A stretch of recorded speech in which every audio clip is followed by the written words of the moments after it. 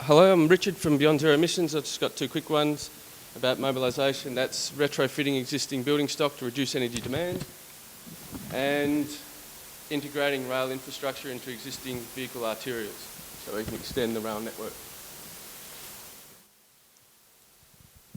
And the SLF Strategy Group Collective is going to be sorting them into affinity groups, which will then be 4 different areas for discussion.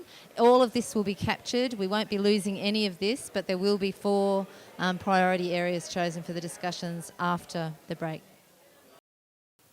Okay. Now, the SLF Strategy Collective are currently off working out the specific areas that will be up for discussion after we have our 3 next speakers. The first of which is Cam Walker from Friends of the Earth. I believe you've been working for Friends of the Earth since 1989, is that right? That's a very long time. So please welcome Cam Walker. Thanks. Can you do it? Just give me a treat. Hello everyone. The little brief I got was building effective and inclusive movements for sustainability. And to me, that's shorthand. When I think sustainability in the 21st century, that's shorthand for me of thinking climate change, responding to climate change. Is this microphone actually making any sense? It is? Okay. And when I think about building movements, my brain just works in a way that I do 2 things. One is I think of analogies and I think of context. And it's a rare thing to actually build a movement, and I really think this is a fantastic initiative. SLF has always been one of the organisations that steps back a little bit and actually thinks and plans. Working in the environment movement, it tends to be, fight a campaign, win, lose or draw, move on to the next one. And in the movement, I think we really struggle with gaining a perspective. And we often, the analogy I use is, we're building a house, the movement is the house. And the option that we need to work towards is not to frame the type of house we're living in now, but to frame the type of house we want to live in. But I think what we tend to do is not even to look around the rooms. We're just always constantly on the move from one thing to another, and at best we do an evaluation. So I think what you're doing is really, really exciting. The analogy of the house, I think, is pertinent because if we understand movements exist here and here primarily. They don't exist in organisations, they don't exist in buildings, although they're all part of it. Really, movements occur in, if you like, the non-material realm initially and eventually manifest out in the physical world. And of course we're very mindful at present that climate change, we all know climate change is happening. In spite of Stephen Fielding racing off to the States, all the rest of us have kind of moved on from there. We know it's real, but we also know, and it's come up here in a number of instances, we know that there isn't as yet that behavioural shift. And that's really the crux of it. How do we shift the change in knowing into the change in behaviour? So if we were to frame up what the movement is, this amorphous movement, if we were to frame it into a house at present and look around the rooms, 2 things would be really obvious to me. The first one is there'd be lots of folks who aren't living in that house as yet. There'd be not very many working class people and there'd be not many non-Anglo people there. And the other thing that I think would really strike us would be there'd be a lot of rooms that don't open out onto each other. The classic one perhaps would be there are many people in the corporate sector and a growing number in the union movement who are working towards sustainability, but I'd suggest they do very little talking together. Even in the environment movement, there are rooms that don't have doors between them. And if we were to think into the long term, we have to actually plan that house in a way that there would be room for everyone. There's Environment Victoria, which is the state umbrella group working on environmental issues here in Victoria. They say our mission, our aim has to be to get all Victorians on board in environmental issues. I think that's something we have to work towards, but we also have to accept there is a small minority of people who will never come on this journey with us. And I think there's that point where we have to go, at what point do we just keep bringing our friends and our allies from standing in the middle of the road where they're not very active and bring them along with us and stop worrying about opposing or even trying to coerce the people who will never be our allies. And I think that that's actually quite a hard but quite a strategic thing we need to do.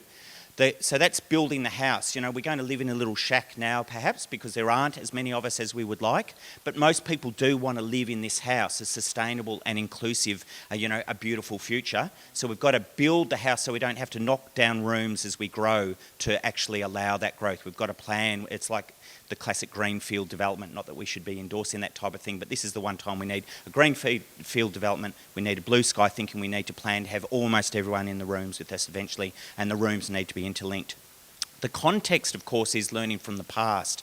And we could go back through lots of times where there's been amazing social movements in Australia. The logical one that resonates for us is the late 60s and the early 70s. Now, part of the beauty of that movement is there were tangible outcomes, you know. Australia stopped sending troops to the Vietnam War was perhaps the most important one, but there was the birth of the modern land rights movement. There was in many ways the birth of the modern women's movement, of gay and lesbian liberation, the birth of the modern environment movement. So there were tangible outcomes, but in some ways the most profound impact of that decade, if you like, was the change in the culture. So it was at the ether level. It was the profound changes where, one example, you know, health foods was some weird thing. Now we take sustainable eating as just a taken. You know, it's just something that people do. So it was the shifts that were really important. And the danger is we can go, oh yes, but the anti-war movement then couldn't stop the Iraq War. It was great in the Vietnam era, but it had no power at the time of the Iraq War. So if we only look at the tangible things, then the road leads us, if you like, in many ways to despair. So if we concentrate more on the invisible shifts that then manifest in the physical realm, that decade was very significant.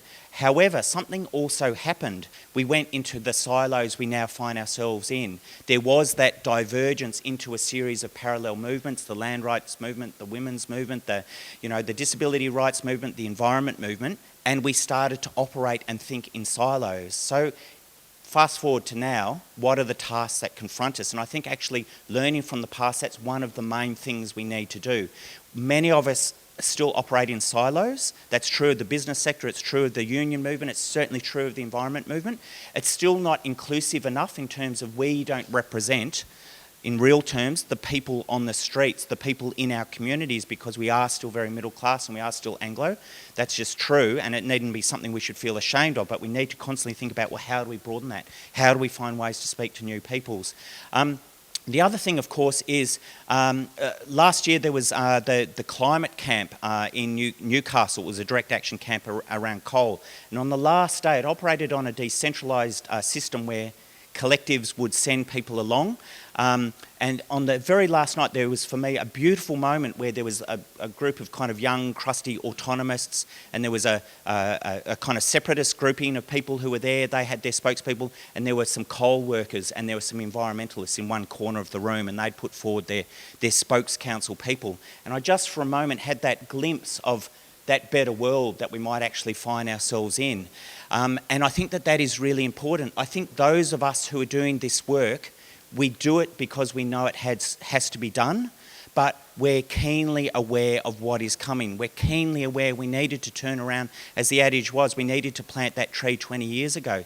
We needed to turn around climate change 20 years ago when we knew what was coming. As a global community, we decided not to. So we need to hang on to hope. We need to build hope into it and not assume it just happens. We actually need people who are the collaborators, the communicators, the people who orientate the new people, the people who are great at looking beyond the silos. And we need to keep moving forward with a sense of hope. But I think also, to finish, what we need is to understand that when we talk about sustainability, I think it's too big for people to grasp. I think it's too amorphous. And people, you go, yes, I like that idea, but what does it mean?